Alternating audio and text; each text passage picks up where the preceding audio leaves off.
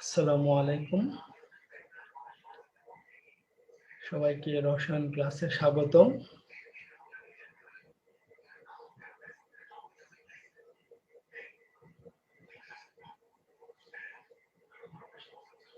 আজকের ক্লাসে আমি মোহাম্মদ মঞ্জুর আলম, সহকারী অধ্যাপক, রসায়ন বিভাগ, সরকারি কেএমএস কলেজের পক্ষ থেকে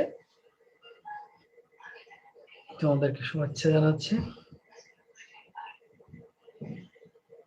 আজকের বিষয় হচ্ছে উচ্চ মাধ্যমিক একাদশ এবং দ্বাদশ শ্রেণীর রসায়ন দ্বিতীয় পত্রের দ্বিতীয় অধ্যায় অর্থাৎ জৈব রসায়নের গাঠনিক সমানতা বিষয়ে আলোচনা।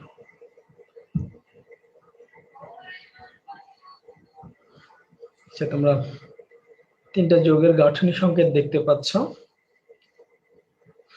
এটি হচ্ছে পেন্টান 1 অল, আরেকটি হচ্ছে পেন্টান 3 অল, এবং তৃতীয় যে যৌগটি সেটি হচ্ছে 1-ইথক্সিপ্রোপেন।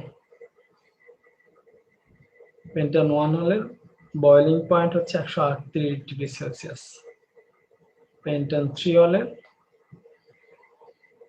116 ডিগ্রি সেলসিয়াস এবং 1-ইথক্সিপ্রোপেনের 64 ডিগ্রি সেলসিয়াস।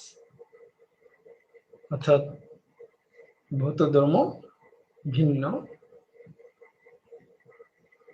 তিনটা যৌগের মধ্যে এদের রাসায়নিক ধর্ম ভিন্ন ভিন্ন। এই দুইটা হচ্ছে অ্যালকোহল, অত্যন্ত সক্রিয়, এবং ইথার, এটা হচ্ছে ইথার, ইথার হচ্ছে নিষ্ক্রিয়। তিনটা যৌগেরই আণবিক সংকেত একই, কিন্তু গাঠনিক সংকেত ভিন্ন ভিন্ন, ফলে এদের ভৌত ধর্মগুলো ভিন্ন ভিন্ন।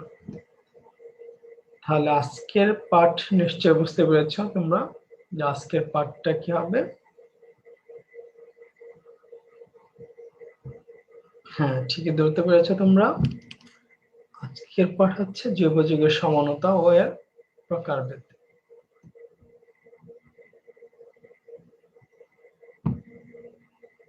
আজকের পাশে শিক্ষণফল হচ্ছে সমানতা কি বলতে পারবে, সমানতার প্রকারভেদ বর্ণনা করতে পারবে, আণবিক সংকেত থেকে এর গাঠনিক সমানগুলো লিখতে পারবে।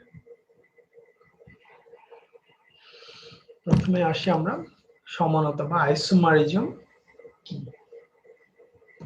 তোমরা স্লাইডে দেখতে পেয়েছো যে যেসব যৌগের আণবিক সংকেত একই কিন্তু তাদের গাঠনিক সংকেত ভিন্ন, অথবা অনুস্থ পরমাণুর সময় ত্রিমাত্রিক বিন্যাস ভিন্ন হয়, ফলে তাদের ভৌত এবং রাসায়নিক ধর্মে ভিন্নতা দেখা যায়, তাদেরকে একে অপরের সমান বলে। আর এই গঠনমান বিষয়টাকে সমানতা বলে। অর্থাৎ আণবিক সংকেত একই থাকবে কিন্তু গাঠনিক সংকেত ভিন্ন হবে, অথবা ত্রিমাত্রিক বিন্যাস ভিন্ন হবে। এর ফলে তাদের কিছু ভৌত এবং রাসায়নিক ধর্মে ভিন্নতা দেখা যায়।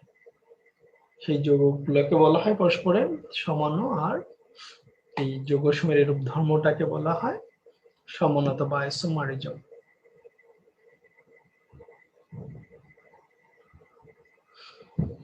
যেমন আমরা C12 বেস C5H12 এর সমাণুগুলো যদি দেখি,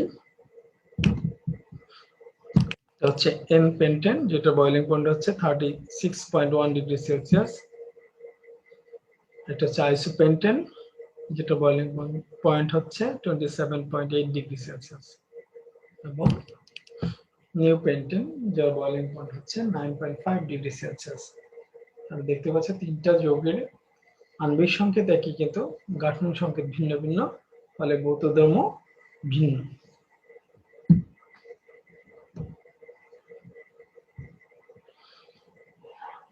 আমরা সমানতার প্রকারভেদ, টাইপস অফ আইসোমারিজম।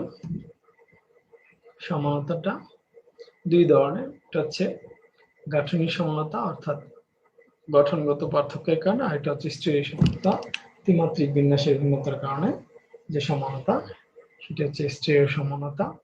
গাঠনিক সমানতাটাকে আমরা 5 ভাগে ভাগ করে থাকি। একটা হচ্ছে শিকল সমানতা, অবস্থান সমানতা, কার্যকরমূলক সমানতা, মেটামারিজম, এবং সবশেষে টোটোমারিজম। আবার স্টিরিও সমানতাটাকে আমরা 2 ভাগে ভাগ করে থাকি। একটা হচ্ছে জ্যামিতিক সমানতা, আর এটা হচ্ছে আলোক সমানতা।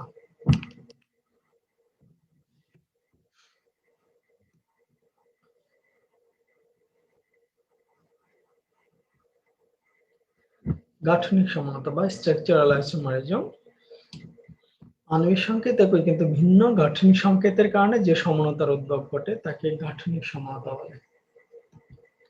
যেমন C4H10 এটি দ্বারা দুইটি সমানু সম্ভব। একটি হচ্ছে N-বিউটেন যার গলনাঙ্ক হচ্ছে -135 ডিগ্রি সেলসিয়াস, আর আইসোবিউটেন যার গলনাঙ্ক হচ্ছে -145 ডিগ্রি সেলসিয়াস। গাঠনিক সংকেত ভিন্ন, আণবিক সংকেত একই। আমরা এবার আসি বিভিন্ন প্রকার গাঠনিক সমানতা। আসা যাক শিকল সমানতা বা চেন আইসোমারিজম। চেন আইসোমার হচ্ছে শিকলের ভিন্নতার কারণে যে সমানতার উদ্ভব ঘটে। এটি সাধারণত কার্যক্রমমূলক একই হবে কিন্তু কার্বন শিকল ভিন্ন হবে, অর্থাৎ একই সমগোত্রীয় শ্রেণীর যৌগের মধ্যে এই শিকল সমানতা হয় শিকলের ভিন্নতার কারণে। শিকল গঠনের ভিন্নতার কারণে হয়ে থাকে শিকল সমানতা। যেমন দেখি আমরা N-পেন্টেন, আইসোপেন্টেন, এই দুটি হচ্ছে পরস্পরের শিকল সমান। N-পেন্টেনে কোনো শাখা ছিল না, আইসোপেন্টেনে একটি শাখা রয়েছে। আবার যদি আমরা দেখি নিউপেন্টেন তাহলে দেখতে পাচ্ছি এখানে দুটো শাখা রয়েছে। এই তিনটা যৌগেরই আণবিক সংকেত একই।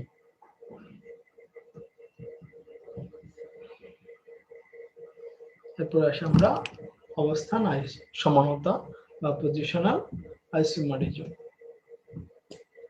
কার্যকরীমূলক এবং কার্বন শিকল একই কিন্তু কার্যকরীমূলকের অবস্থানের ভিন্নতার কারণে যে সমানতা তৈরি করে সেটিকে বলা হয় অবস্থান সমানতা। তাহলে একই সমগোত্রীয় শ্রেণী, কার্যকরীমূলক যেহেতু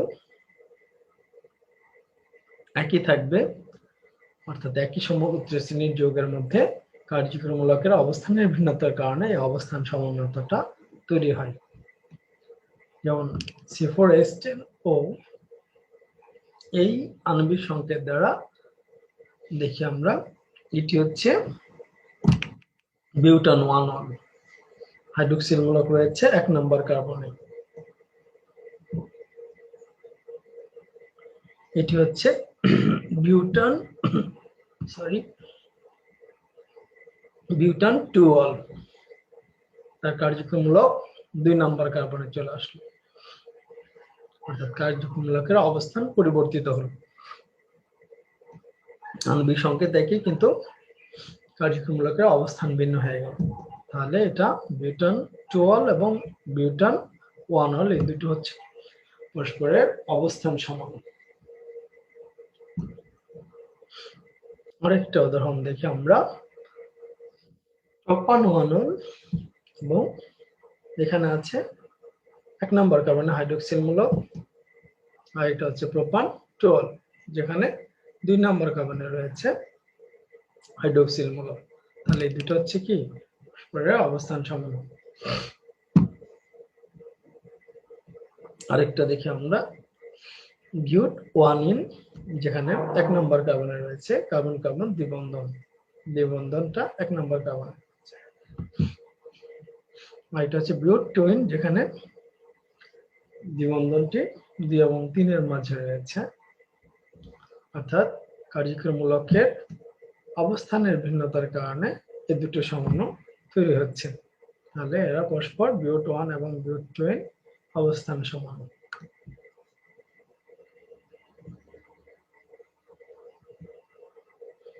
এরপর আসা যাক কার্যকরীমূলক সমানতা।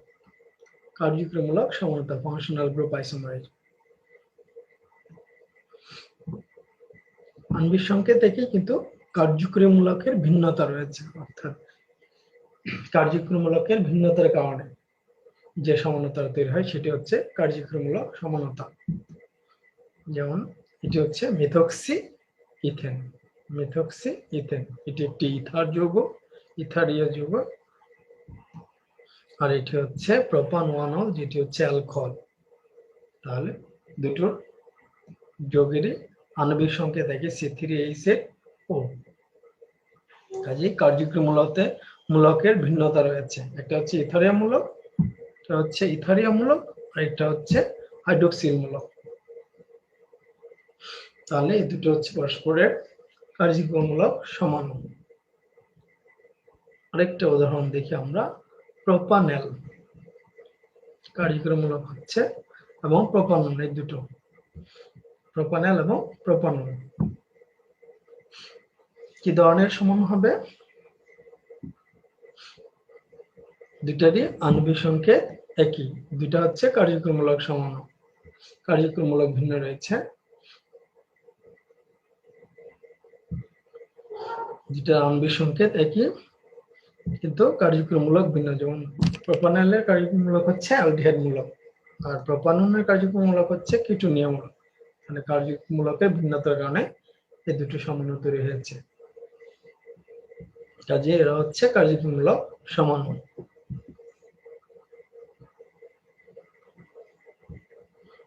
আরেকটা উদাহরণ দেখি আমরা, প্রোপানোয়িক অ্যাসিড এবং মিথাইল প্রোপানয়েড, এই দুইটা কি ধরনের সমান হবে বলতো? এই দুটি হচ্ছে কার্যক্রমমূলক সমান। দুটো যৌগেরই আণবিক সংকেত C3H6O2,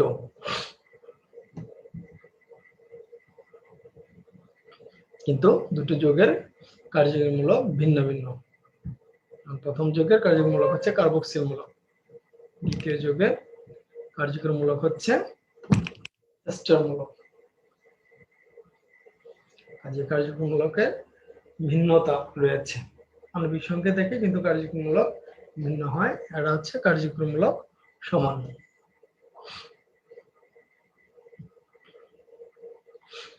কিন্তু কার্যক্রমমূলকের উভয় পাশে কার্বন সংখ্যা ভিন্ন হলে যে সমানতা তৈরি হয় সেটিকে বলা হয় মেটামারিজম।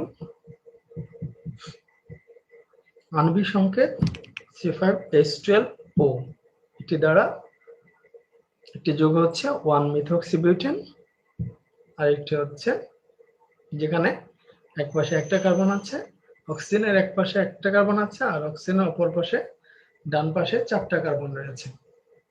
আর একটি হচ্ছে 1-ইথোক্সিপ্রোপেন, যার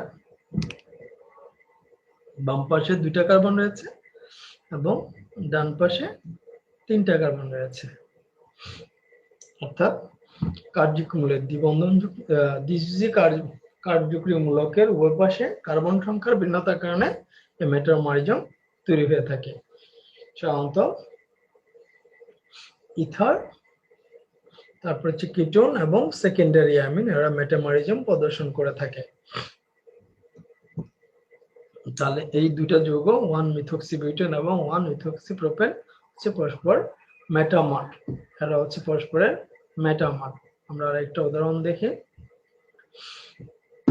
এটা হচ্ছে হেক্সান 2-1 এবং হেক্সান 3-1, এই দুটো যদি যৌগ লক্ষ্য করি দেখব যে এরা হচ্ছে পরস্পরের মেটামার, উভয়ের আণবিক সংকেত C6H12O এবং প্রথম যুগ হেক্সান 2-1 এর ক্ষেত্রে এক পাশে কিটোনিয়া মূলকের এক পাশে রয়েছে একটা কার্বন এবং অপর পাশে রয়েছে 4টা কার্বন। হেক্সান 3-1 এর বাম পাশে রয়েছে কিটোনিয়া মূলকের বাম পাশে 2টা কার্বন এবং ডান পাশে 3টা কার্বন, কাজেই কার্বন সংখ্যা ভিন্নতা রয়েছে, কাজে এরা হচ্ছে পরস্পরের মেটামার। পরে আসি আমরা টোটোমারিজম, এটি হচ্ছে বিশেষ ধরনের কার্যক্রমমূলক সমান। টোটোমারিজম হচ্ছে বিশেষ ধরনের কার্যক্রমমূলক সমানতা, অর্থাৎ এক ধরনের কার্যক্রমমূলক থেকে স্বতঃস্ফূর্তভাবে ভিন্ন ধরনের কার্যক্রমমূলক বিশিষ্ট ভিন্ন সমানতায় পরিণত হয় এবং এদের মধ্যে একটা সাম্য অবস্থা বিরাজ করে। এটাকে গতিশীল সাম্যাবস্থা বলে। যেমন আমরা এটা দেখেছি একটা প্রোপানন, যার আণবিক সংকেত হচ্ছে C3H6O। এখানে অক্সিজেনের তড়িৎ ঋণাত্মকতা বেশি হয়, যে এখানে পাই ইলেকট্রন আমরা ডট দ্বারা পাই ইলেকট্রন বুঝিয়েছি, ডট দ্বারা জুড়ে ইলেকট্রন, এটি দ্বারা একটা বন্ধন বোঝানো হয়েছে, একটা বন্ধন বোঝানো হয়েছে, আর একটি বন্ধন, দুটো ডট দ্বারা একটা বন্ধন বুঝিয়েছি আমরা। অক্সিজেন তড়িৎ বেশি হয়, এখানকার ইলেকট্রন জোড়া অক্সিজেনের দিকে সরে যায়, ফলে এটি ঋণাত্মক আধানগ্রস্ত হয়ে পড়ে, অক্সিজেনটি এবং কার্বনটি ধনাত্মক আধানগ্রস্ত হয়ে পড়ে। এখন কি করে সে এই আলফা কার্বনের আলফা হাইড্রোজেন থেকে এক জোড়া ইলেকট্রন নিয়ে সে এখানে কার্বন দ্বিবন্ধন তৈরি করে, হাইড্রোজেনটি ধনাত্মক আধানগ্রস্ত হয়ে পড়ে অর্থাৎ প্রোটন রূপে পরিণত হয়, তখন অক্সিজেন ঋণাত্মক প্রান্ত করতে এটি আকৃষ্ট হয়, তার মধ্যে বন্ধন গঠন করে, ফলে তৈরি হয় কি প্রোপিন টু অল।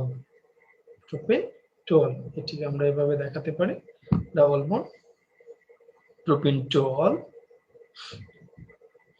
তাহলে প্রোপানন সেটাকে আমরা একবারে দেখেছি, যে এতক্ষণ যে অ্যানিমেশনে যেটা দেখলাম সেটিকে আমরা এখানে এটার সাহায্যে অ্যারো চিহ্ন দিয়ে সেটি বোঝানোর চেষ্টা করেছি। তাহলে প্রোপানন এবং প্রোপিন টু অল এই দুইটা হচ্ছে কিটোনীয় মূলক থেকে অ্যালকোহল এবং ইন মূলকে পরিণত হয়েছে, অর্থাৎ এখানে প্রোপিন টু অলে প্রোপাননে ছিল কিটোনীয় মূলক,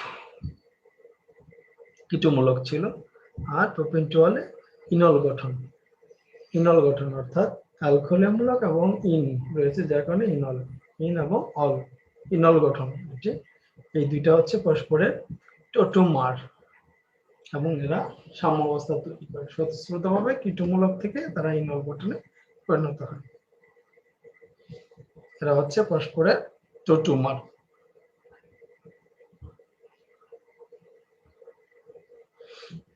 এবার তোমাদের জন্য কয়েকটি বাড়ির কাজ রয়েছে, যে নিচের জোড়াগুলোর মধ্যে কোন ধরনের গাঠনিক সমতা উপস্থিত। আমরা যে 5 ধরনের গাঠনিক সমতা দেখেছি, তাহলে এই উদাহরণগুলোতে এই 3টা যে জোড় রয়েছে তাদের মধ্যে কি ধরনের গাঠনিক সমতা রয়েছে। দ্বিতীয় যে কাজ সেটি হচ্ছে C4H10 ও সংকেত দ্বারা সম্ভাব্য 4টি সমন্বয়ের গাঠনিক সংকেত লিখবে। তাহলে আজকে এ পর্যন্তই। যদি কোনো প্রশ্ন থাকলে তোমরা সেটি কমেন্টস করে জানাবে, আমি আশা করব উত্তর দিতে। সবাইকে ধন্যবাদ। আল্লাহ হাফেজ।